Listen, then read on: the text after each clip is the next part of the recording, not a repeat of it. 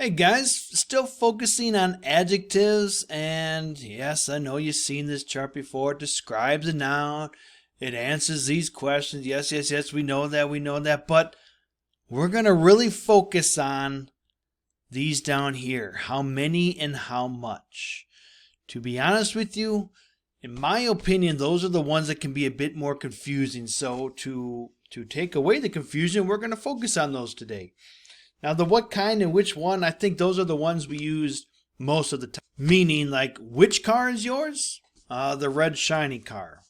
What kind of trip did you have? An exciting, fun trip. The how many and how much can be a little bit more challenging, especially when it uses words like this. There's many apples on the tree. How many apples? Usually, you're looking for an exact number. 14, 12, 84 billion, whatever it may be. But does many describe how many apples are on there? Sure. I know it's not an exact number, but it still answers how many apples? Many apples. Those are the types of words you got to be looking for here, because those truly are adjectives, because many still describes how many apples. Oh no, there's fewer apples on the floor. How many apples? Fewer. I know you might be looking for 3 apples, but fewer is an adjective that still describes apples. Take a look. There is much juice in this box. How much juice? Much. Oh, there's less juice now that I drank some. How much juice? Less juice. Less, much, many, fewer. Those are all adjectives. Here's some more. Sometimes we call them adjectives of quantity, or simply the answer, how many? I want the whole pie. How much of the pie? Whole pie. Whole describes how much pie, right? Okay, I've had enough jokes. How many jokes have you had? Enough, right? It just describes how you've had enough, right? Okay, some of them you might be used to, the huge number of whatever, things like that. But some of these you might not think are words that you use too much that are adjective. The substantial homework was tough. How much homework did you have? A substantial homework. Things like that.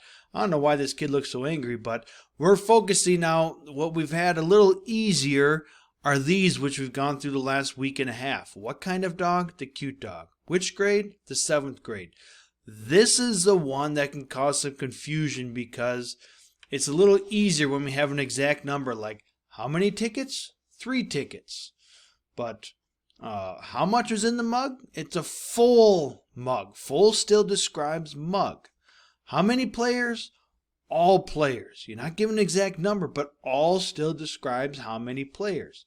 How much work do you have left? Most work, right? Right? That still describes the noun. So yes, it can be a little bit more confusing, but the concept remains the same.